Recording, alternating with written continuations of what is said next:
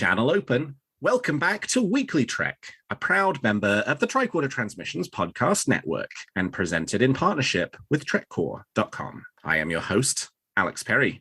What's today's date? The date.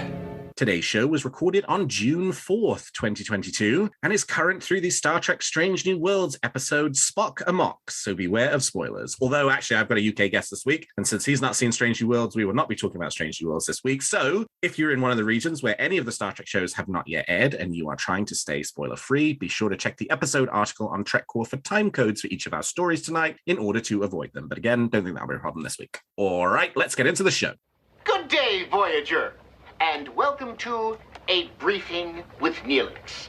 It's a catchy title, isn't it? WeeklyTrek is a regular news show covering the biggest stories from the Star Trek franchise. We are in a new golden age of Star Trek. There are 5 television shows in production, possibly more on the way, and enough merchandise to fill the Bajoran wormhole. So stick with me and I'll help you sort the real facts from a lot of the Dominion propaganda that you'll find online. But I can't do this alone, and my guest this week is the right-brained half of the Snap Trek podcast. It's Ross Webster. Ross, welcome back to WeeklyTrek. Hello, Alex. An absolute pleasure to be speaking with you again. All right, Ross, well, you know the drill. I want to know something that's got you excited about Star Trek at the moment. What's got you moving at Warp 10? Well, for me, this was an easy one because having not managed to catch it on its original release, I have been using the Jubilee holiday to finally watch Star Trek Picard Season 2. Oh, yes. Tell me, what do you think? In the last 24 hours, I've gone through episodes 4 to 8.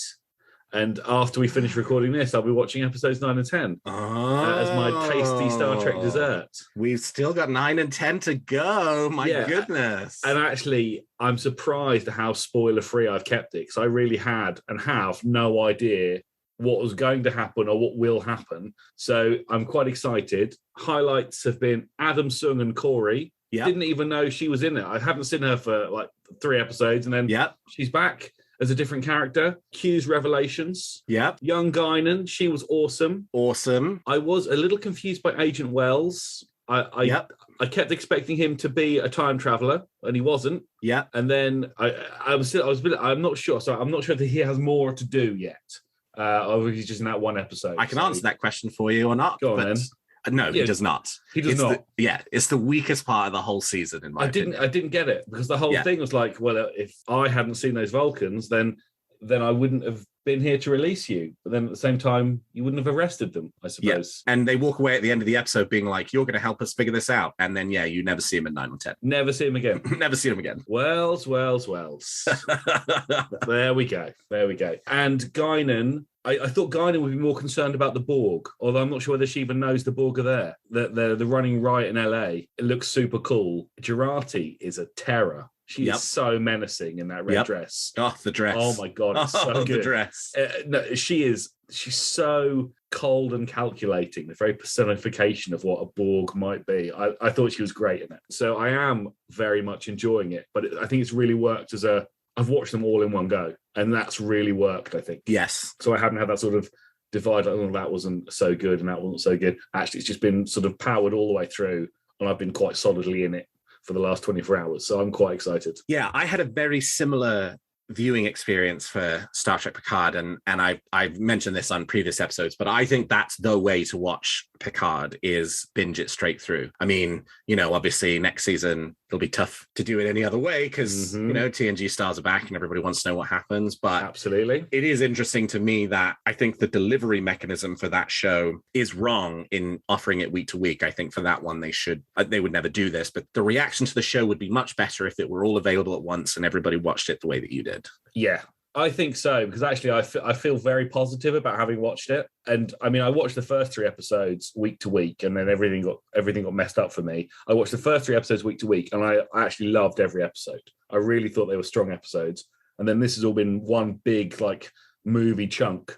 And I've enjoyed it. I've felt quite positive about the whole thing, and I want to know what happens at the end. I'm here for it. Oh well, then we better get on with this episode. Yes. I want to keep you from 9 and 10. All right, let me tell you the thing I'm feeling good about Star Trek this week, which is that I am really looking forward to going up to Ticonderoga, New York this August for Trekonderoga, the small little Star Trek convention that they do at the Star Trek Original Series set tour that they have up there. So me and a small group of friends will be headed up to Ticonderoga in August to check out what I'm hoping will be the start of some of the set pieces for the Enterprise D bridge. So for a number of years now, in the middle of Ticonderoga, there is an old grocery store which has been converted into the complete sets from the original series, built in exacting detail by longtime Star Trek superfan James Corley, based off of the original set plans. Huge amounts of work went into it. It is a loving and exacting recreation of the sets of the original series. And a couple of years ago, they announced that they were going through the process of purchasing the building next door, and they wanted to, in that building, put the next generation sets, at least the bridge, as many as they could ultimately make. It's a 2-story building. So if they eventually have the resources to do it, they could do the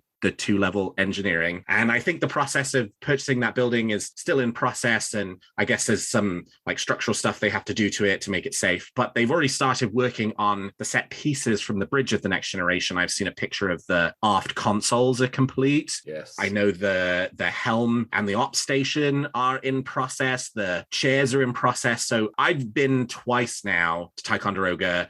Alone both times. I'm actually really excited to go up with friends for all kinds of reasons. But in addition to those reasons, also to kind of enjoy seeing it as a group rather than just having it be a solo experience. It's never quite as fun as having friends to share it with. But I really want to see, and they're going to have Gates McFadden and Brent Spiner and John Delancey's going to be there. But I really want to see in person anything. Obviously, they will be nowhere close to finishing the bridge itself. They probably won't even have started construction on quote unquote the bridge, but if they've got a few of those stations finished, I'd love to get an up close and personal look at them. Yeah, that sounds like it'd be an awesome thing to go and do. I love when you see the set, the original TOS sort of set layout and how all the little bits connect with each other. Yeah. Like how the one corridor leads to one set and then it's just one corner which they continually walk around to film. Yep. I'd love to see some of that. I'd love to see how they've laid it out up in Ticonderoga. And the corridor is curved to create the illusion of A, being in the saucer section, but B, also then so wherever you put the camera, you don't see the solid wall at the end of the corridor because it curves off around, implying that it goes on for much, much longer than it actually does. That's such a nice and clever little design, isn't it? It's so clever, yeah. And the way everything fits together, and the bridge and the engine room and the sick bay and the captain's quarters, which doubles as everybody else's quarters, and the briefing room, which is also the mess hall, which is also, all these other sets. Yeah, it's a really special, magical place. And I mean, it's a magical place as it is right now. When they get the next generation stuff done, it's going to be it's already a must visit destination. It's going to be even more of a must visit destination once they get that TNG stuff there too. The TNG engineering set could be an absolute sight to behold. Could be absolutely enormous. Yeah, especially if they can get the warp core and that's it, the lights. And obviously, this would not be true to the set because this is pumped in later. But man, if you could get that thrum of the warp core going through the engineering section. Woo-wee. That would be terrific. They've got to have it. How could they not have it? That's so standard. I am getting hot and bothered under the collar just thinking about it. Well, yeah. You'll have a great time. Oh, I definitely will have a great time. All right. Well, with that, let's turn to the week's top stories. There's a war going on, and I'm a reporter.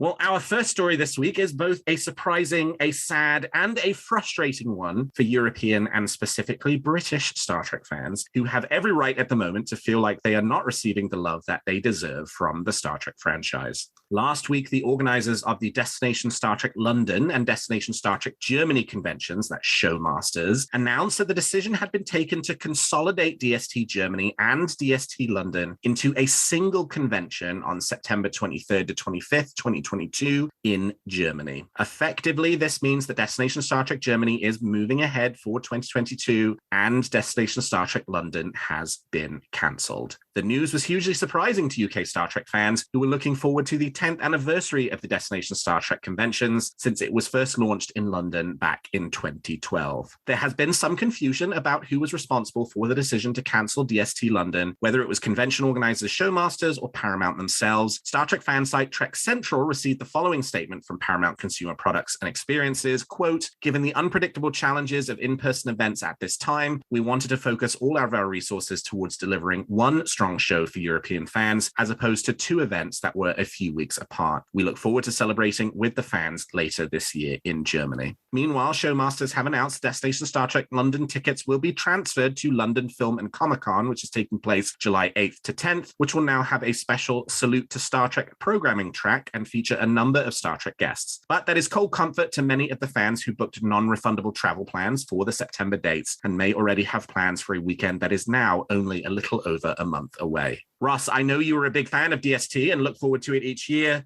Would you say you're more sad or angry at the decision not to proceed with Destination Star Trek London in 2022? Am I sad or angry? I'm not angry. I'm not angry that they. You'd have every right to be. I think I would. I would have every right to be, but I'm not angry. I am sad because I was very much looking forward to it, and I was already tentatively planning my trip. I'd been looking for Airbnbs and figuring out which hotels would be reasonably priced. So I was in the zone to go.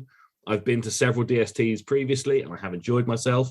And it's not just the Star Trek, it's the meeting people and the chatting to friends who actually only really chat to online. And I really enjoyed it. What annoys me a little bit is that what does this mean for the future? So if there's only going to be one convention a year, well, is that it? Is it always going to be Germany? Are they going to swap Germany and the UK? Or is just the UK sort of finished? And if they announce in the UK again, well, who would buy a ticket? Yeah, right. Yeah. To think, I mean, I'm in a specific UK DST Twitter group, and some guys have forked out, already hundreds of pounds on hotels and travel. Right. What a headache to have to go back and deal with all of this. It's so good. Why are they doing all this? Why have they decided that Germany's the one to go ahead? Maybe it's just easier to do. Maybe the Germany one is just more popular or gets a bit more traffic, or I don't know. It is a real shame. I'm not angry, but I am upset and disappointed because I was really, really looking forward to going this year. And now the group sort of become, well, what could we do instead? Yeah. Perhaps we could meet up. Yeah. We'll find somewhere centrally and all meet up and find a big TV and watch a lot of Star Trek for a weekend. It's not impossible. It's not impossible to do, but it's very unlikely we'll have Max Grodenchik present, for anything that we arrange ourselves. Yeah. Yeah. Oh, hey, I mean, getting together with friends and watching Star Trek on a big TV is my favorite part of any Star Trek convention. So, so there's definitely that to be said for it. Had you purchased anything? Had you bought tickets or anything like that? No, I hadn't. Oh, so you got lucky. Well, I did, but I mean, I suppose they couldn't announce it too much later. Right. This was conceivably only going to go ahead in a couple of months' time. Yeah. But I was right there, looking at hotels and figuring out how much I was going to need to save between then and now to pay for what it was I wanted to buy when I got there, what autographs I wanted. So I was in the zone of figuring that out. I probably wouldn't have bought them for probably another 2 months, I imagine, but the hotel I would have booked already. Yeah. So I'm glad I didn't. Easy for me then to say, that's it then. No, I didn't have any skin in the game, I suppose, apart from the desire to go. Yeah, there's clearly a lot going on here, right? I mean, so weird to cancel a major convention, 10th anniversary celebration of that specific convention with it's June now. It was supposed to be end of September. So that's only June, July, August, September. I mean, less than 4 months between now and the time when the convention was going to take place. That's a crazy amount of time before to have done that. It is. I mean, it's late in the day. Yeah. It's late in the day. But I mean, we're still in pandemic mode. We're used to things being cancelled. Yeah. I suppose the real grind your gears bit is, well, why aren't they cancelling the one in Germany? Right. What is it about the one in the UK? They thought, you know what, we don't need the one in the UK. Why can they dispense with that one and carry on with the German one? What is it about that? Yes. So did you see the I did expose, see it. I saw it. It wasn't in your whistleblower, whatever. And I wasn't sure how reliable the whistleblower was. Yeah, that's why I didn't put it in the roundup. Yeah, it makes sense. But I did read it with a great deal of interest. It was certainly very interesting. It was very long, and nothing in it surprised me. Yeah, I wasn't blown away by the allegations that it was all Paramount Plus are just we don't want to do these conventions anymore. We want to go for something smaller on more of an ad hoc basis, perhaps, when we've got something to promote rather than right. every year we'll do a big Star Trek convention. Yeah, that's a real blow. Like, to think that perhaps actually this is pulling the plug on every Star Trek convention going forward. That's a real blow. Yeah. So for those folks who haven't taken the 3 hours it takes to read this whole thing, it was a Showmasters employee who basically said, I'm probably going to get fired for this, but I'm going to tell you exactly what went on with Destination Star Trek London, and basically laid the decision to cancel Destination Star Trek at the door of Paramount's entertainment division, which is new people who have come in, who were from the Viacom side, not from the CBS side, and who have basically said, look, we want out of the European official Star Trek convention game. That Showmasters had to really push for even one convention to go ahead this year, and since Germany had been postponed twice, they felt that if one was going to go ahead, maybe it should be Germany, because they didn't want to postpone that one twice and then have to cancel it for the third time and then be like, all right, we're never coming back.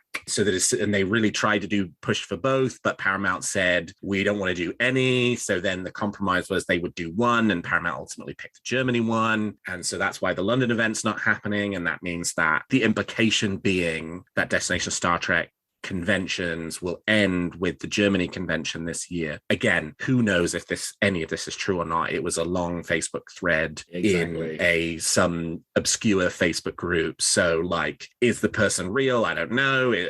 What's their motivations? Really? I don't know. Right. So take all of that with a bucket of salt. But one of the things that might be interesting is that, and I've tried to draw parallels between these two before, and that meant I was very certain of where the next Star Trek mission was going to be held, and they ended up being in a completely different city. So maybe there's not so much of a level of commonality between them. But what I thought was really interesting was that Star Wars Celebration this year, which is the big official Star Wars convention, also run by Reed Pop, the same people who are running these Star Trek mission conventions here in the US. Next year's Star Wars Celebration will be held in London. So I'm wondering if there's a possibility, if the Destination Star Trek conventions are ending, does that potentially mean that London or Germany are on the candidate list for a future Star Trek mission? Now, obviously, that means if they rotate between, let's say, 4 or 5 cities and one of them's London, well, then it's only going to come once every 4 or 5 years. But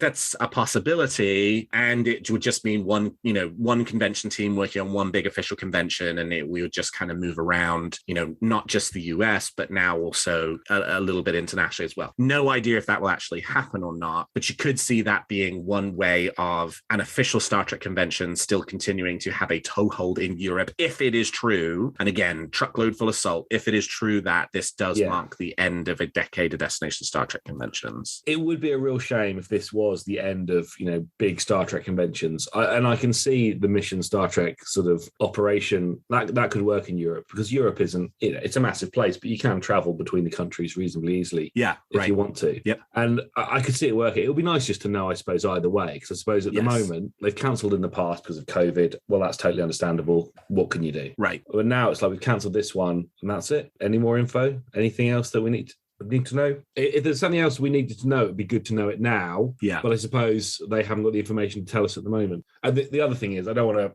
not too salty. I'm glad that my European friends are going to enjoy a convention. I don't begrudge them having a convention. I don't want to come across as some bitter Trekkie, of course, who doesn't want anyone to enjoy themselves. I am glad a convention is still going ahead. Yes, and I'm glad a lot of people will be there to enjoy it. Yeah, that sort of is the big open question, right? The official statement about the cancellation of Destination Star Trek London and the consolidation of everything to Germany was very kind of vague around, okay, well, then what happens after that, right? You're cancelling Destination Star Trek London this year. It did not say this is a one-year cancellation and we'll see you back at the XL Center, September. It was very much not that 2023, right? It was very much sort of we think this might be the end, but we're not going to say that it's the end, because there was sort of, I don't remember the exact language, right? But it was and we'll be sure to let you know about future Star Trek events that maybe will take place in the UK, which is not a hopeful sign. And that somewhat feeds into the idea that actually the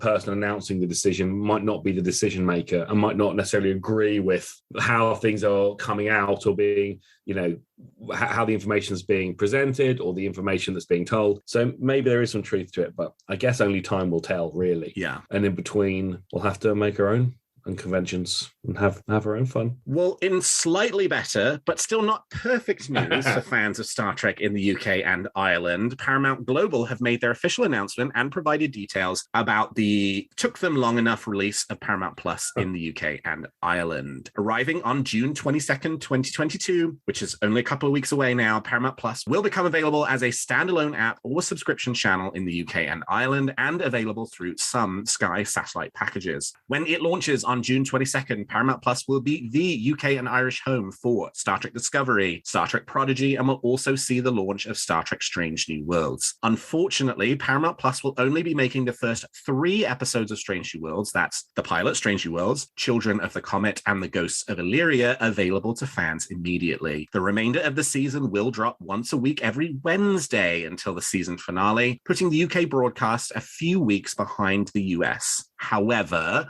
on the bright side, this should be the last time that UK and Irish fans are denied new Star Trek in a timely manner. As it stands today, for Australian Star Trek fans who have had Paramount Plus the last couple of years, new Star Trek is premiering on Paramount Plus pretty much around the same time that it drops in the US. For Australian Paramount Plus subscribers, we expect the same will be true for UK Paramount Plus subscribers. So, for the second half of Prodigy's first season later this year, Season 1B, for Discovery Season 5, and for Strange New Worlds Season 2, the show should all premiere on Paramount Plus, as I said, the same day or the day after release in the United States. Picard and Lower Decks we continue to believe, will be available on Amazon Prime for the foreseeable future, though, like the Netflix Marvel shows, I would anticipate they will eventually revert back to Paramount Plus at some point. I also wouldn't be surprised with the news this week that the last legacy Star Trek show that was on Netflix, Deep Space Nine, is leaving at the end of this month, that we might start to see now Paramount Plus has been launched in these international markets, consolidation of the availability of the Star Trek shows to only Paramount Plus, moving them away from venues like Netflix and Amazon Prime where they are right now. We're still waiting to find out if the director's edition of Star Trek The Motion Picture will also be available at launch. Paramount Plus is offering a 7-day trial for any interested subscribers. The cost of the service will be £6.99 per month thereafter. Sky Cinema subscribers will get access to Paramount Plus at no additional charge. Ross, the day is finally close when the UK and Ireland at least can put their Star Trek woes behind them.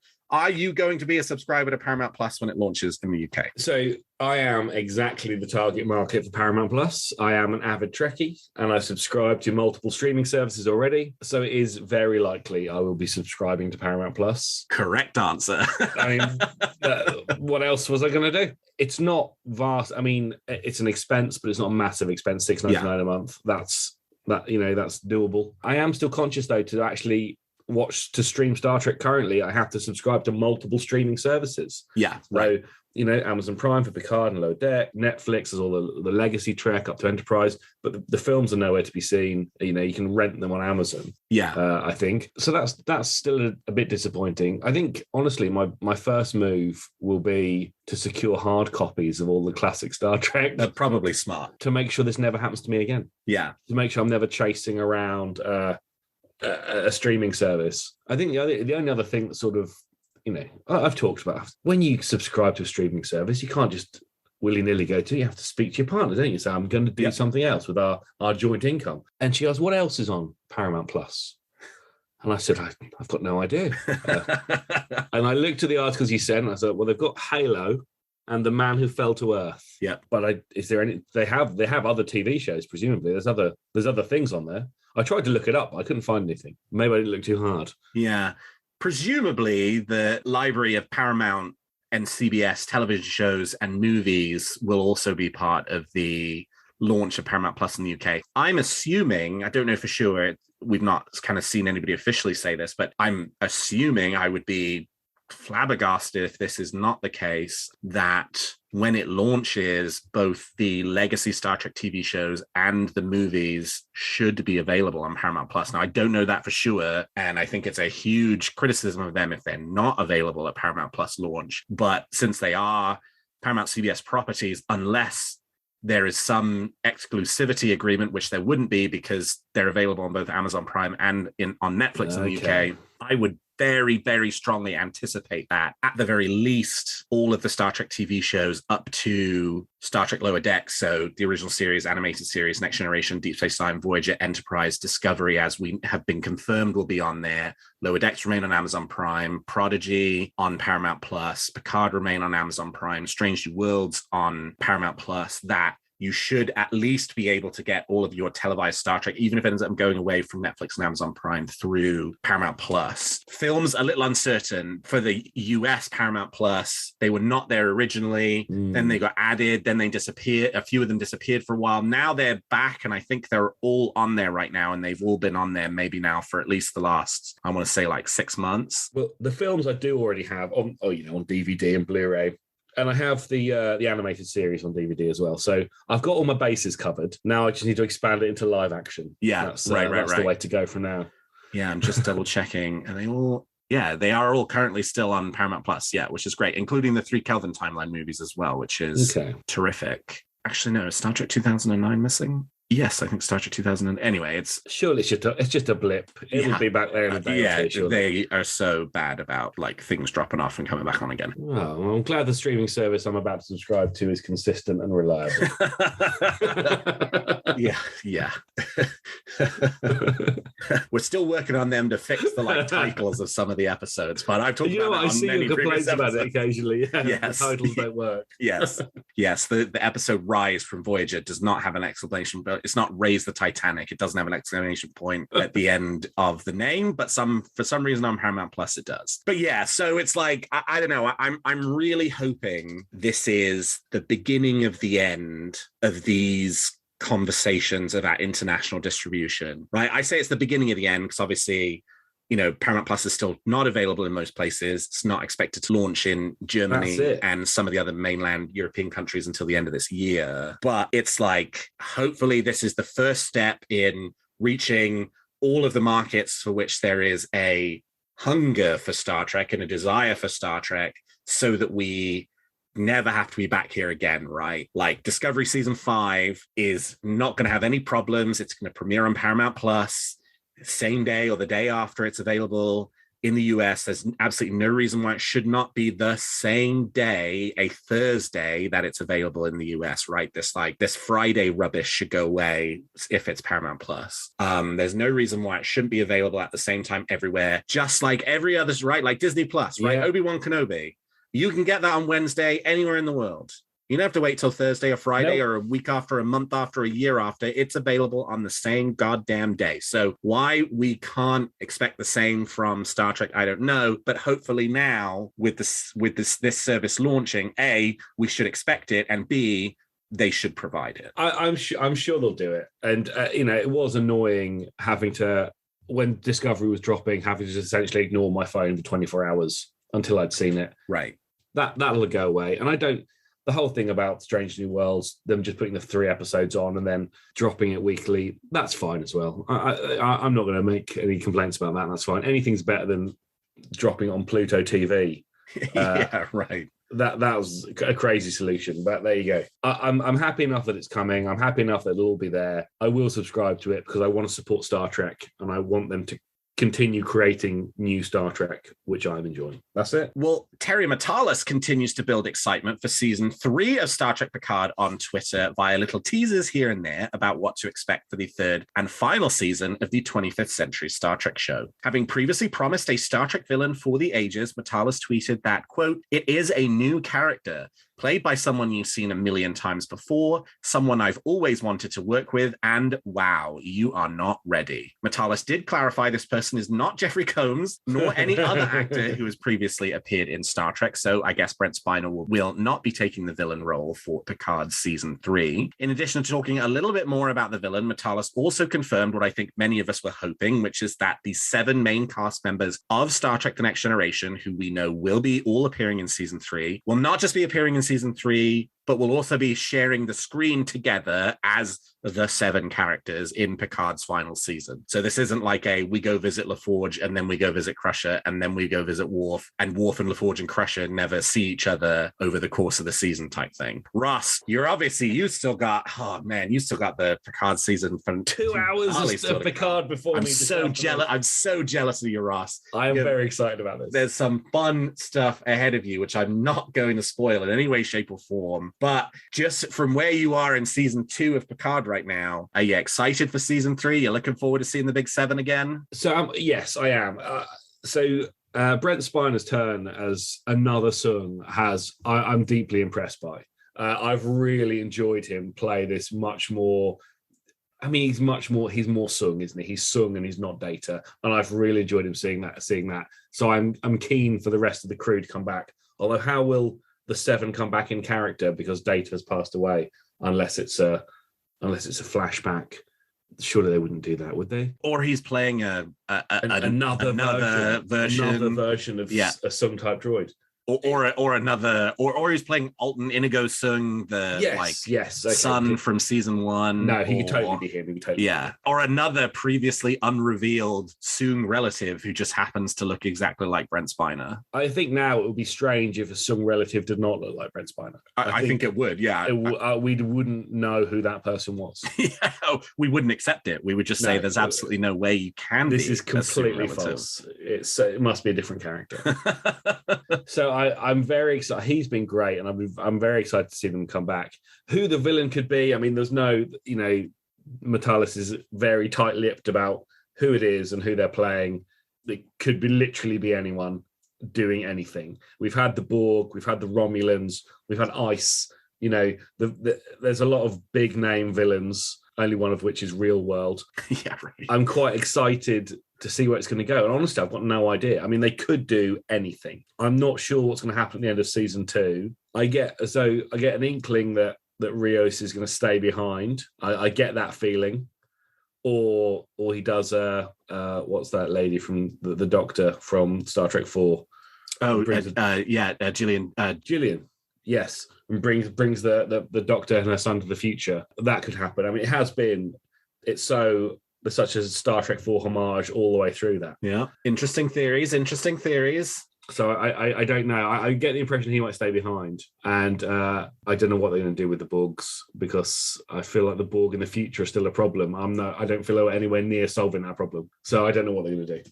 I have no idea, is what I'm saying. I don't know what's going to happen. And I think neither do we, right? I mean, my sense of it is, and this is not a spoiler, but my sense of it is that season 2 and 3 probably are telling slightly different stories from each other. And that, some of the ideas and themes from season 2, some of them might be revisited in season 3, but I think a lot of them felt, fairly well wrapped up and concluded by the end of season 2. I will just say for you, I thought it was a very satisfying ending to the season. Okay. And yeah, it kind of does sort of reset everything back to a blank page. Not quite as sort of extremely as at the end of season 1 of Picard, right? When it was like, all right, we've totally told this story and now we're warping off into the future type thing. Mm-hmm. But certainly in the sense that, Terry Matalis has said also that season 3 takes place about a year after the events of season 2. Okay. So we're not sort of just picking it up the day after and continuing on. There's another jump. Okay, yeah, the same as the previous season. There's a whole year between and where stuff happened, and we had to allude to that a little bit. Exactly. I mean, they were in totally different places. At the end of season 1, the beginning of season 2, they were light years away. There could have been a season between them, explaining how all that happened. Exactly. Yeah. Hopefully there'll be some more audio dramas that will do that, just like No Man's Land. But yeah, so, and I don't know. Someone said to me my money has been for the longest time on Star Trek Picard season 3 not premiering until early 2023, right? Like January 2023 is when we'll see that show. Okay. Somebody said to me a couple of weeks ago, they were like, there's such a sort of drumbeat of stuff, right? From Matalis saying things and just, sort of little pictures going around and things that like, is it going to be that long until season 3 of Picard? I mean, they're done filming. They've been done filming for a couple of months now. It's obviously probably still some time left to go until it is ready to air. But I would say January is like more than enough time for them to get ready to air. And so is there a chance that we actually get Star Trek Picard season 3 in 2022 and not have to wait until 2023? I'm not 100% convinced the answer to that question is no at this point. I think it probably is still no. I think January of 23 makes the most sense. Since you still got to do Lower Decks, you want to do Prodigy, you don't want to overlap them. Although they have overlapped a little bit, haven't they? They overlapped Picard and Discovery a little bit. Yeah, you're right. They've done a couple of weeks here and there. The first week of Picard and Discovery overlapped, and then the last 2 weeks of Picard and Strange New Worlds overlap with each other. Yes. So they've done it. They could do it again, overlap a little Prodigy and Picard season 3. It's not completely outside of the realm of possibilities. So I don't know. It's like, I think it's probably just because everybody's really excited about it, and they would, even though it's going to be January, it's like, well, we can't wait to tell you about it. So we're going to tell you little bits and pieces to sort of whet your appetite. Yeah, I mean, Matalis obviously loves what he's doing and he's so thrilled. I mean, you can see in every tweet and every like teasy image, he's absolutely so pleased to be working on a Star Trek. So maybe he's just super keen to share all the exciting little trinkets and teasery bits that he's come up with. I don't know. I'll happily wait until January when it comes out. If that's how long it takes, I'll wait. I'm interested to know what happens after Picard and where they take the series, the characters, or the idea, or whether they really just say, we've told our story, we're finished. Yeah, I think that's a really interesting question that we don't know the answer to, but I'm excited to find out. Absolutely. Well, and lastly this week, Paramount are laying on some fun activities to celebrate the 40th anniversary of Star Trek II, The Wrath of Khan, which coincidentally is today, June 4th, the day that we're recording this episode. On June 6th, which is going to be Monday, the day this episode drops, the Star Trek shop, that's Star Trek shop.com, the official StarTrek.com shop, will be making an exclusive Wrath of Khan Funko Pop available for pre-order, which will be Khan himself from the movie. StarTrek.com ran a poll this week allowing fans to choose between Khan or the injured version of Khan from the end of the movie, and fans selected the uninjured version of the character. In addition to the Funko Pop, which will ship worldwide, The Wrath of Khan will be returning to theaters in the US on September 4th, 5th, and 8th at select theaters, thanks to Fathom Events, who just did the Star Trek The Motion Picture Director's Edition release in theaters. And perhaps most fun, a limited edition Star Trek II The Wrath of Khan ice cream will be available in select locations in New York and LA. Now, I've got to get my American pronunciation of pecan correct here, my American pronunciation of pecan correct here, because otherwise this is not going to work.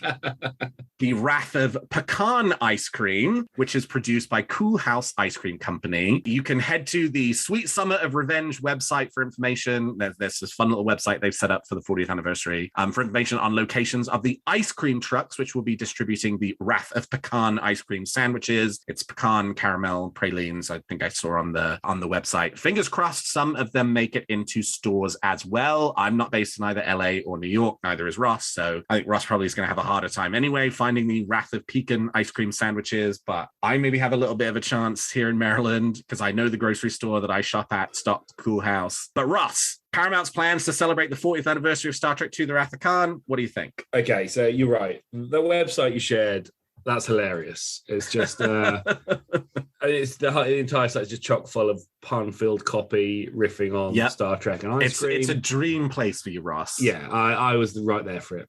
I am conscious that really nothing here is going to be accessible by me. So you get the Funko Pop. I could, and Funko Pops are not my thing. Yeah, mine neither. But I do respect that they are other people's things because, I do collect a lot of tat. So I understand people's need to do that.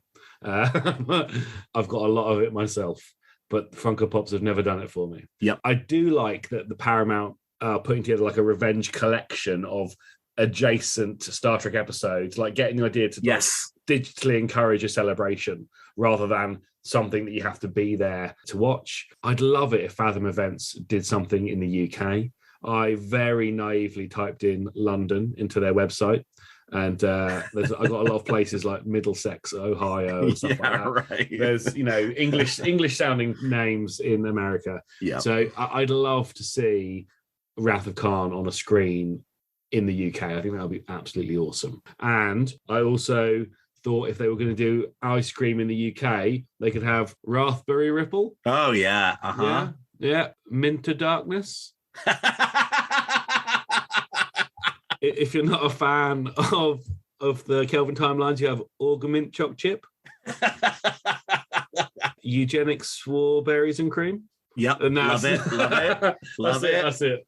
I was very pleased with that. And that's the last one you'll offer for free. If Paramount want more ice cream themed Star Trek puns, they can contact you at 1701 on Twitter. I've got a whole list, Paramount, a whole list. All right. Well, we've talked about the facts, and now let's speculate on what's going to happen in the future of Star Trek. You make some very good points, Captain. But it's still all speculation and theory.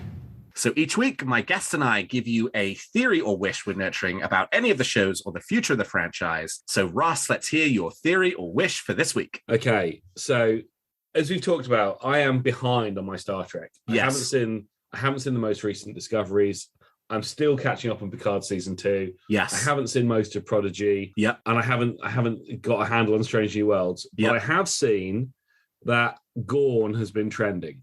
Yes. Gorn. Yes. And I am excited that the Gorn are coming back to Star Trek, and I'm hoping that we see a Gorn, actually see one. I want to have a look at a Gorn, and I want to see their scaly skin and their weird curtains that they wear and their big metal eyes. Yep. I want to see the modern interpretation of a Gorn. I'm looking forward to this. And there's so many TV shows now, so much Star Trek on. They must show us an up-to-date live-action Gorn. I'm desperate for it. I want this. I think they're going to. Yes. And the reason I say that is because Henry Alonso Myers, who's one of the showrunners of the show, more or less said they were going to show a Gorn at some point in the future. I think in an episode that had already been filmed. Oof. Yeah, there's definitely a Gorn undercurrent that runs through the first 5 episodes of season 1 of Strange New Worlds, and I won't go into more detail than that. But yeah, I want them to have metal eyes. The metal eyes are important. Yeah, do you also want them to do the eyes. noise that they made in the original series? They can a bit of that, but obviously they have to, just a little bit, just to acknowledge that that's how they sound. Yeah. And some very slow blinks, very slow computer animated blinks. Do you think you want CGI, knowing how badly that can go like it did in Enterprise, or do you want rubber suit, knowing how dumb that can potentially look? I think I can see past bad special effects. However they're going to do it, I don't mind. I bet it'll be a combination. I bet, nowadays it's part prosthetic, part computer animation. I bet there's a combo they do with things. I have no idea. I think I'd rather it was a person in a suit, because I think the makeup I've seen for some of the stuff they've done recently, it's just been extraordinary. So I think I could get behind it. But if they're going to do a huge, beefy, lizard-like monster, maybe that would be better computer animated. I don't know. I'll leave it to them. I put my faith in the Great Gorn spirit. Yeah, I'm the same for me too.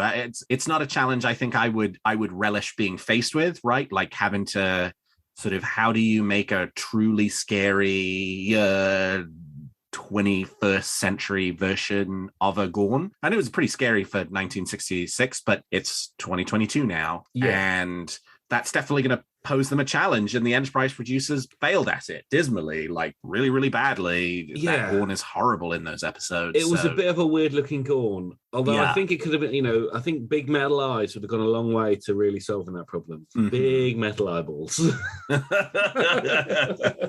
Well, I think it is coming very soon. Yeah, I mean, I maybe the season finale I would be my guess, because I think that'd be a big payoff moment for something that has sort of had a bit of a sort of kind of theme that has gone through season 1. Yeah. I mean, I've been seeing it online. You can't avoid spoilers forever. Although, sure. Saying that, maybe I'm doing remarkably well. You are doing remarkably well. I had no idea what was going to happen in Picard. I wish I had your level of restraint. I did. You know what? When I saw Gorn trending, I actually thought maybe there's a picture of the Gorn. I've looked for it, and I haven't found one. So They haven't. They're not. You there would have, yet. if there was one, you would have found it. If there was one, I'd have seen it. But I went looking. All right, let me tell you my wish. And it actually ties into our last news story around the Wrath of Khan celebration and the Funko Pop, specifically the Khan Funko Pop, and how, they sort of did a little fan vote to generate excitement for it. Which kind of Khan do you want? And then they're going to sell it on StarTrek.com's website. And,